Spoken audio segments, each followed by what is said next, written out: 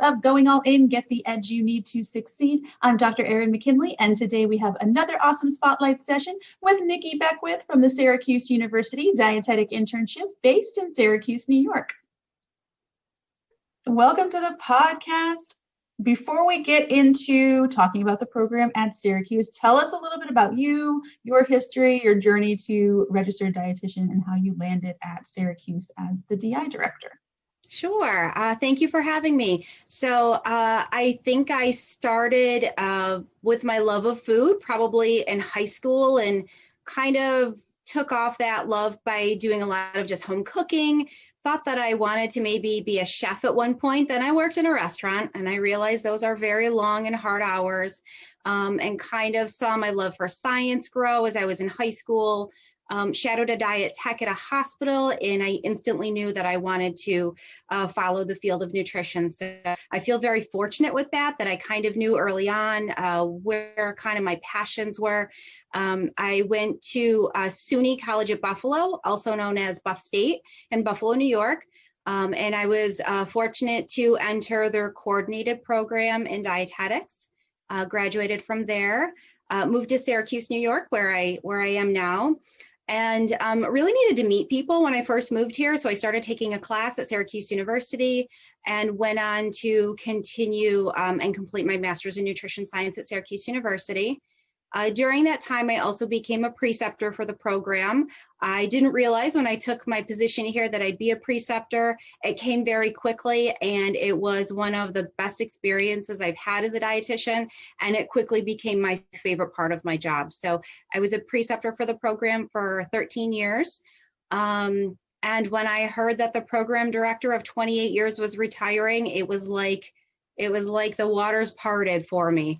It really felt like a natural fit. Thankfully, the program felt the same way, and I've been here for almost 3 years now. All right. Well, tell us all about the DI program at Syracuse. Sure. So I'm going to start with just a little bit of background, the stuff that I would think you would like to know. In terms of the overall university, Syracuse University is a large university, and our program is part of the David B. Falk College of Sport and Human Dynamics. David B. Falk is a famous sports agent who him and his wife are both alumni of Syracuse University. And back in 2011, he gave a naming gift, and we were very fortunate to become part of the Falk College. And so we were inducted in 2016, and we're there with several other majors such as social work, public health, and things like that. Going back even a little bit further, the Dietetic Internship Program, not in its current form, has existed for over 30 years. And Syracuse University has actually had nutrition programs for 103 years, since 1917. So I think that's very cool to be part of such a long history and a program, that continues to do really, really well. A little bit more about the program in particular. This is our ACE Center, which stands for Assessment, Counseling, and Education. And this is one of our demo kitchen rooms. As you can see, this is one of my current interns, Kelsey, and she is preparing, I'm not sure what she's preparing there, but you can see in the screens above that there's cameras actually shining down on her hands as she does preparation. And I like to highlight this because it shows that orange tile can be very tastefully done. A little bit about the program itself, the internship. We only participate in the spring match. We do utilize DICUS and D&D Digital. We're a 9-month condensed program. We start in August with the regular fall semester. We finish in mid-May at the end of the spring semester. In terms of going through the year itself, the interns are always on campus with me on Mondays for coursework, and then they're out in their supervised practice sites Tuesday through Friday. The program consists of 13 graduate level credits, 7 in the fall and 6 in the spring. We're a standalone DI program, also known as a non-degree program, but we are a certificate of advanced study. I'm not sure if those are common in the South where your program is, but it's recognized by New York State. The benefit of that is because we are not a full-time registration, even though it's a full-time commitment, it does allow our students to apply for financial aid, which can be somewhat difficult sometimes in dietetic internships. So in general, all of our interns do 5 different practice rotations. Acute care for about 9 weeks, long-term care for about 5 weeks, community education and counseling for about 8 weeks, food service management for about 6 weeks, and then a 2-week elective. The elective is usually like a specialty, like a niche kind of area, often outpatient, private practice, something that the intern really wants to explore a little bit more, but doesn't spend too much time. Our concentration is something that I like to bring up because it's quite unusual. It's program monitoring, evaluation, and outcomes management. And that's kind of a mouthful. The best way I like to describe it is, as dietitians, we really need to prove our value. And the best way to do that is to assess the need for something, then do something about it, and then analyze the results, right? So our concentration is achieved by one of the courses the interns take in the spring. It's called Participatory Program Planning. And they develop a project with a community partner using a health promotion model. And that's how we achieve our concentration.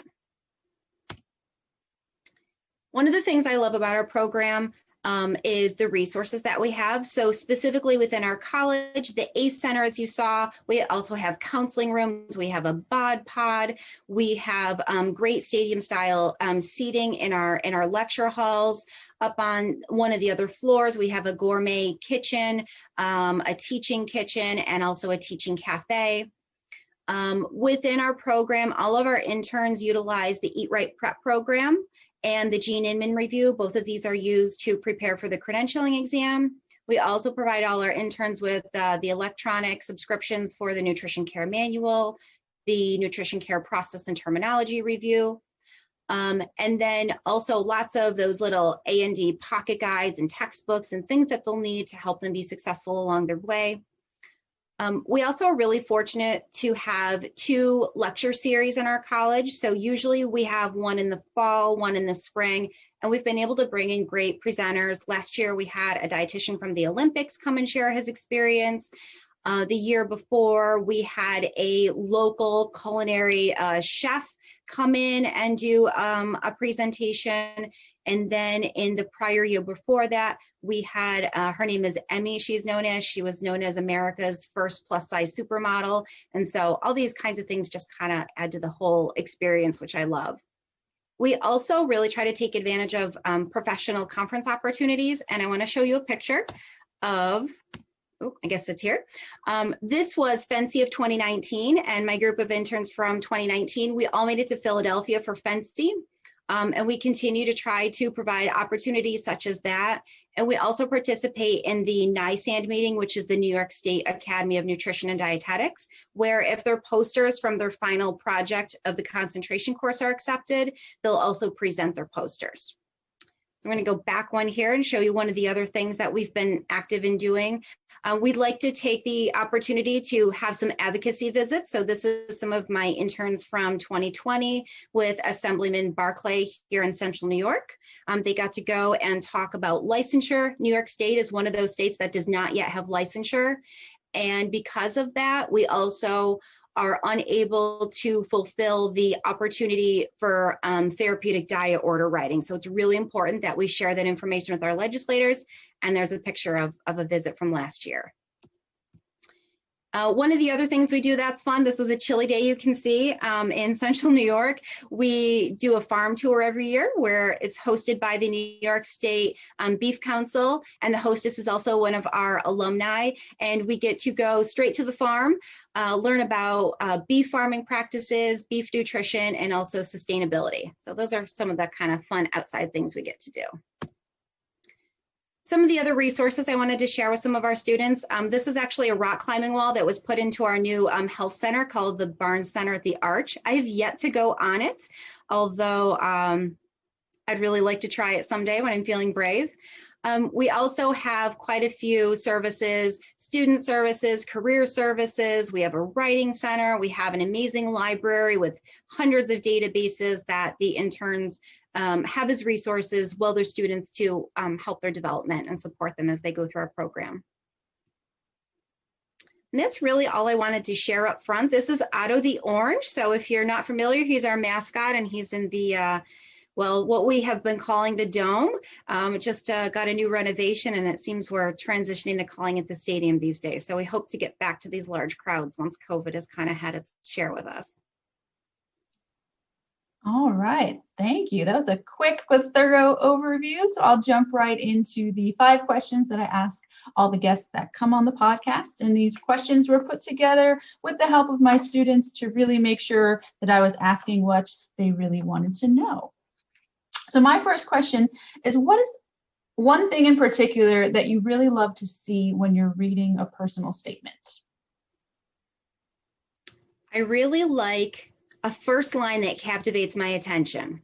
There's lots of applications, and that's really, if you kind of have a grabber at the beginning, then it makes that reader want to read more, because sometimes they start to get a little redundant. Not that it's not necessarily genuine and good things, but I think kind of putting something very unique and captivating in that first line is really important. I'll give you an example of one that I still remember from a couple of years ago. And it started with, there I was running through the sidewalks of Manhattan with my arms full of boxes. Couldn't see around them. And I was like, oh, how does it end? Tell me more. And so that was something that always stuck with me, and now something that I still kind of look for. I'm chuckling because that's how I teach my students how to write. We call it imagery writing, and dropping the director into a scene in your life, so where you feel like you're right there with them. So trust that there are those out there getting trained on how to do that very well. Good, great advice. All right, my second question is a true or false question. So true or false, an applicant's resume should be 1 page and 1 page only. Either way, why?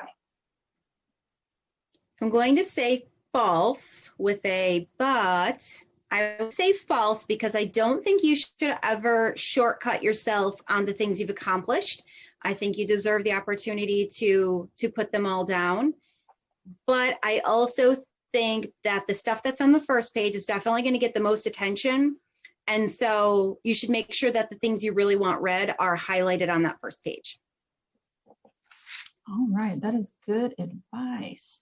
So what is one thing that an applicant may do, and this could either be in the application package that you receive or beforehand in some sort of contact with a potential applicant through email, a Zoom call, an open house. What is something that they could do where that would maybe raise some red flags for you, or to where you might think, okay, this is maybe a deal breaker, to where I don't think this person's a good fit for our program?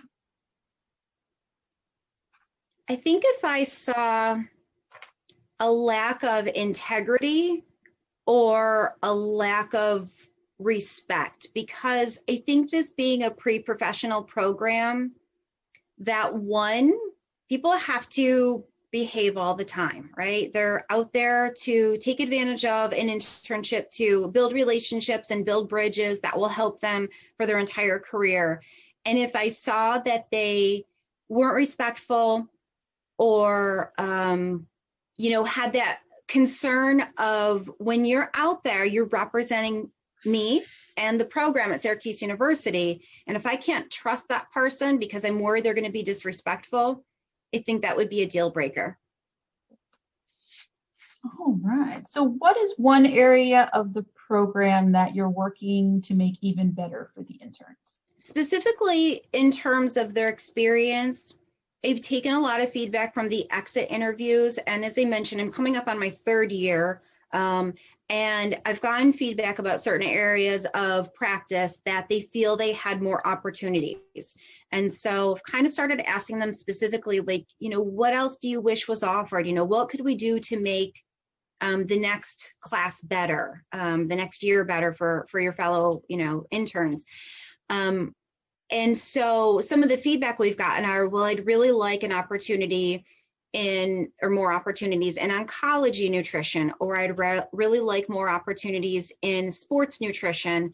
And there's a lot of interest right now in private practice, so we see that too. And we have had some preceptors in these areas, but if they all come in and they all want to work with that preceptor, they only go to the rotations, usually 1 intern at a time. And so we've started to just search for new opportunities to kind of serve those needs. And it's really been great. I've been amazed at how many times you reach out and people are like, yeah, I'd love to become a preceptor, and they're maybe a grad of the program or whatever the case may be. You usually find a lot of genuine interest in people becoming preceptors, and so it never hurts to just kind of explore what's out there so that you can provide those opportunities for the interns that come down the road. In terms of kind of a long-term plan, we are entering the future education model in a few years, and so we look forward to being able to provide a combined master's internship to meet the requirements down the road that will come along with that. So I think that that's going to be a great opportunity for us to evaluate our curriculum and really make it a streamlined process for those students as they have that requirement to meet. Is the plan to do the combined master's with the DI, or to go down to an FEM program that would accept not just DPD students? We would accept DPD and non-DPD students, I believe. All right. Well, my last question for this part is a two-parter. And the first part is, what are the 3 best adjectives or descriptors or phrases that you feel best describes your program overall? I think the program is really well-rounded because all the interns have rotations, 5 different rotations. They really get to see a lot of areas of practice, and it's not too streamlined. And we generally attract students who are looking to explore those areas. And so I like that it's well-rounded, because I think that students really shortcut themselves if they don't explore what's out there. They may have gotten into dietetics because they had a passion for one thing, but I think that so many of them find that they enjoy other areas. And so I like that it's well-rounded. I would say that's a definite good descriptor. I would say that it is opportunistic. There's so many opportunities to engage in Central New York, even if people don't plan to stay here, start to build that network of, oh, I have a colleague in the state that you're planning to move to, or whatever it may be. So there's so many opportunities to not only build those skills to meet the requirements for the internship, pass a credentialing exam, but also just to develop those professional relationships. And it's really exciting to see how those paths kind of open up as people go through the year. We're still pretty early in the year, and of course, COVID has made it more difficult for us to kind of engage, but I think it also allows us to be more creative in the ways that we can engage with our community. And for a third one, I did take a couple notes because I was worried I'd forget. I would say rigorous, and I'm taking that out of the words of the mouth of one of my grads. And when she said that, it was like, yeah, like you nailed it, because it's a very rigorous program. And, we want the interns to work outside of their comfort zones because they learn very well there, but we don't want them sinking. So we want them to feel like there's a lot of rigor behind it. It's exciting, it's fast paced, it's challenging. And it, may sometimes feel borderlining overwhelming, but I think overall it's just a lot of excitement to be able to explore these areas of nutrition as they work closer to getting out there in the field. All right, so my second half of this question is very similar. 3 adjectives or descriptors to describe your ideal applicant. My ideal applicant is very open-minded to learning in all areas, not just saying, I'm going to work in blank nutrition and that's all I want to learn about, and the rest I guess I'll tolerate, right? You can sense when someone is just kind of entertaining you. But I really hope that people come in with that open mind, because they will work with preceptors. They will, meet other professionals that started off on one path and changed their journey for one reason or the other. And I think that this is really the time and the opportunity to take advantage of all those. And it's harder to do once you're working in a job. So this is that time to be open-minded about that. And it also brings with that a more pleasant, attitude, which is great to work with. I would say that my other ideal adjective would be someone who is really self-aware. And The reason I say that is because there requires a certain amount of assertiveness, I think, in an internship. And when someone is self-aware, they can identify where their strengths are, where they need some work, and how they can kind of manage their time and manage their energy to capitalize on both of those. And so I think that sometimes those applicants that come in and they haven't really explored their own strengths and weaknesses, they come off as a little less genuine. And that's always really apparent to me. So I think that self-awareness is really important. And I think that also shows a level of maturity. I think the other thing is passion. And I watched a couple of the other videos that are posted and with other program directors, and a lot of people use this word, right? We're passionate. And I think we are as a profession. I've seen that from day one. There's a culture of nurturing. There's a culture of raising the bar. And I really love that about our profession. But I think that when there's that passion there, it allows interns to be more resilient, especially when, they fall down, they get back up quicker because they're just driving their passion, and they kind of, get around those hurdles a lot easier when they have that passion to kind of drive them and pick them back up. So you mentioned the program being rigorous. So do you recommend that students not try to manage a job during the internship? My kind of cliche line for that is, I can't tell you you can't work during the internship, but I can tell you that you have to make the internship a priority. And I think that means something different for everybody, because some people have always juggled working and they have to. And if that's what they need to be able to do the program, I don't feel that I can do that. I will tell you that past grads will give the advice of, work as little as possible, work no more than 10 or 15 hours a week. But the truth is, this is the one shot at that internship. And if you don't bring your best self every single day, it shows. And so I know that sometimes that's a tough realization or a tough choice to make. But I think that how everybody is able to juggle both responsibilities is up to them. And I think it's different for everybody. Have you had students currently or in the past that have, at the same time as the internship, jumped into an online master's program to get that started as well? Or are they avoiding it for now? Most of them avoid it for now. We do have master's programs. We have an MA and an MS in nutrition science. And so if someone were to complete the dietetic internship at Syracuse University and then go into one of the master's degree programs of nutrition science, 10 of those 13 credits would actually directly apply. If somebody were to go to another university, that university would evaluate if they could transfer credits. So no, I haven't. I had one who was considering it, and I think they found that this schedule was just going to be too much to juggle, and that the class time didn't actually, it didn't work out for them. Interns is a 40+ hour a week commitment. They are in class with me all day Monday. They're in rotation at least 8 hours, Tuesday through Friday, and they do have some outside work.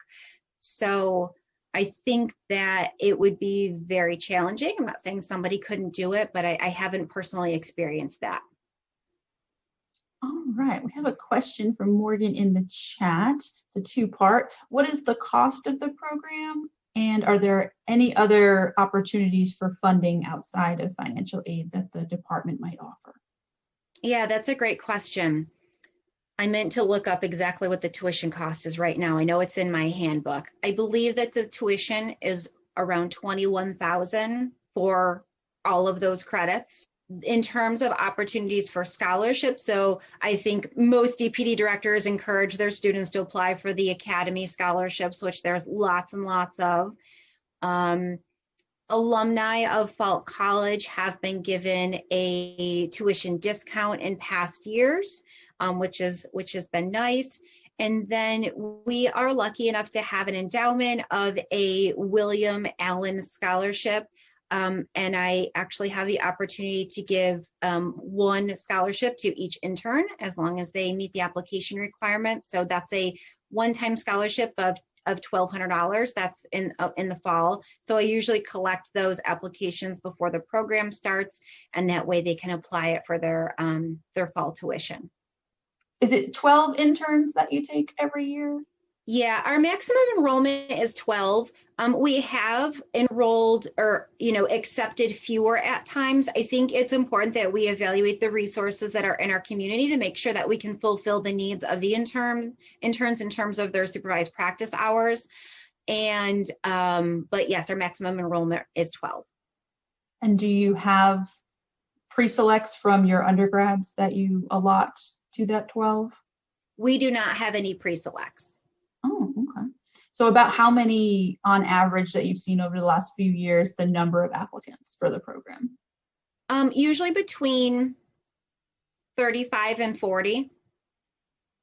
And we screen all applications. What we're looking for initially is, meeting the minimum program requirements, looking for nutrition related work and volunteer experience, and just kind of those characteristics that feel like our program would meet their needs, that they are ready for a program, and that there's just a level of compatibility. And then we do offer interviews for a select number, and then we complete our rankings from there.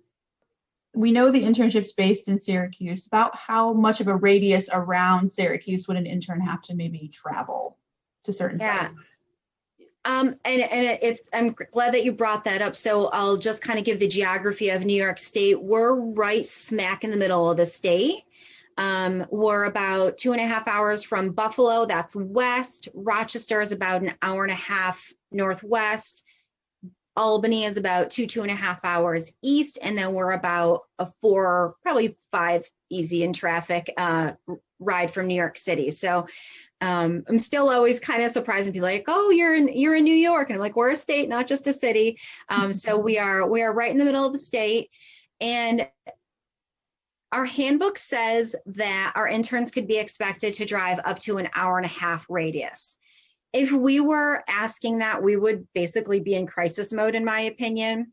Our regular rotations are about a 45-minute radius. So as far north as Oswego, which you can't go any further north, you'd be swimming in Lake Ontario. As far west as into the Finger Lakes. We have some sites in the different areas of Finger Lakes. And then as far south as Cortland, which is about a 35-minute drive. And also potentially east. We have had some interns who physically don't relocate to Syracuse, especially from the Rochester area, sometimes up north near Watertown. And so we do have some agreements with some sites in those cities, but those would be used to accommodate those residents. We wouldn't expect someone to commute 3 hours a day to Rochester and back. So what makes the sites that you use the most often so special? Like, what attributes do they have that really make interns excited? It's the preceptors. We are so lucky. Whenever anybody says, "What's different about Syracuse University? Why should I come there?" I'm like, the preceptors. We have the most wonderful, devoted, amazing group of preceptors. And they really put 110% into their interns. I can't even say enough about them.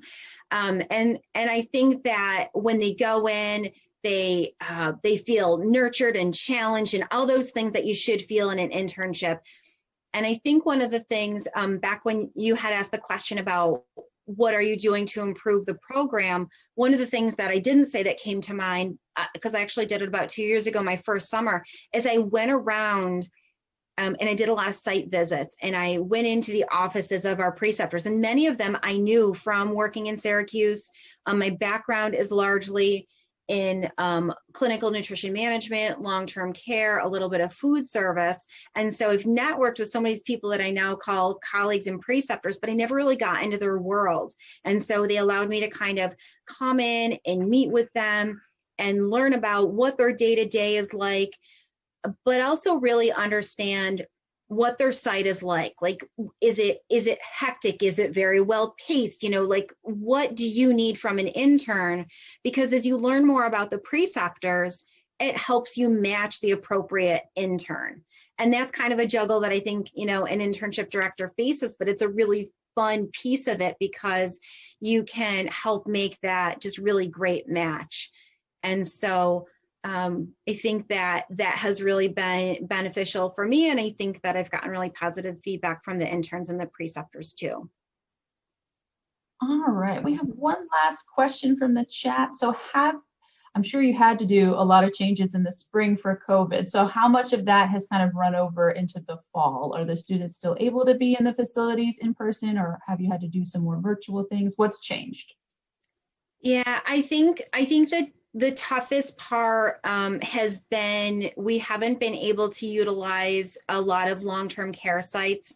In New York State, there's a lot of very strict guidelines to protect that vulnerable population. And so they are not, have not really been able to host interns because of their visitor restrictions. So I will say that I am probably going to serve as a preceptor in a virtual long-term care experience for some of the interns, and then hope that maybe we can still have some time in the semester and with the promise of a vaccine coming out where perhaps that will turn around a little bit.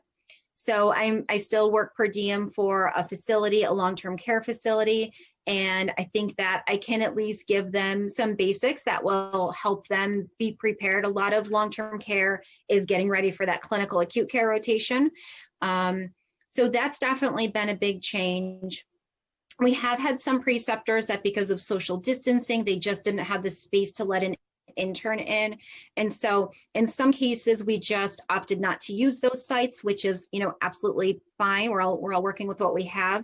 And then we have had some that are doing either remote or partially remote.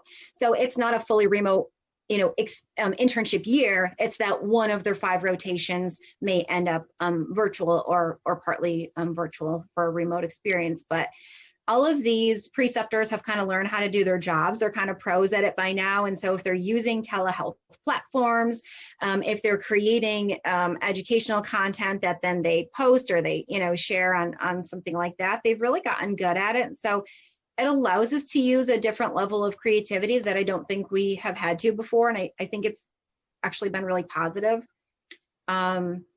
So yeah, we're certainly not functioning normally. We did get to have class in person. All of our students are physically, in Syracuse for the most part, unless they choose, like I said, to commute for class. So we did have in-person Monday classes. One of our courses is a hands-on multi-skilling course. And so we have a medical mannequin and we do a lot of hands-on skill sets. We had to get a little creative with that because we usually use each other to practice. It's also the course where we learn nutrition focused physical exam. So of course we couldn't do those kind of hands-on breakouts, but we use social distancing. We wore our masks. We found some creative ways to have everybody participate. We use a lot of whiteboards. And I actually thought it was really fun because those that were a little less likely to speak up in class would always contribute using their whiteboards instead of like, let's break off into a group and discuss this. We would kind of use some of those things. So it hasn't felt as weird, I guess, as I thought it would be. But we had a lot of time to plan for it. We had all summer long. We had some great resources. We actually had this IT technology training available every week in the records. And so it's just about really getting out there and exploring what would work best for the program. And like I said, we're hoping that the spring brings us new opportunities despite kind of the current state of things. All right. Well, that was all the questions I had. So to close us out, give us one last take-home message for potential applicants this spring. I would say, in terms of Syracuse University, don't be afraid of the snow. Everyone's like, oh, Syracuse, so it snows a lot there. It snows a lot here. But you know what? We handle it pretty well, and it's kind of fun. Orange is always in season, so you can wear an orange shirt year round. Doesn't matter your hair color, your complexion, the season, it's always in season. But I think the message that I really want to share is with the applicants out there, and you're coming up on this, did diecast open up this week or next week? Last week. Right. So this becomes like a very big part of their life as they start to complete the applications, and they, come up on that February 15th deadline, which don't wait till February 15th at 11:59. But remember that when you're going out there, you've done a lot to get to this point. And, really own it, be proud of what you've done. And remember that as you go into the process, all the things you're feeling, your DI directors are probably feeling the same way, right? They're feeling nerves. They're feeling excited. They're feeling anxious. They're wanting to make a good impression. So anything, I shouldn't speak for all directors across the country, but I can certainly speak for myself and our program and our preceptors. We get really excited. And with that comes a little bit of, hesitation and nerves and apprehensiveness, but you're not alone in that. And so, just don't forget to get out there and show off how far you've come in your DPD programs and why you're ready for an internship. All right, that was a good take home for this episode. All right, for those at home who are interested in the program at Syracuse, I've included the link to their program in the description below this video if you want to check that out and get in touch with Nikki about details about their program and how to apply. And that's it for this evening. Thank you for coming. We'll see you next time. Thank you so much. Thank you.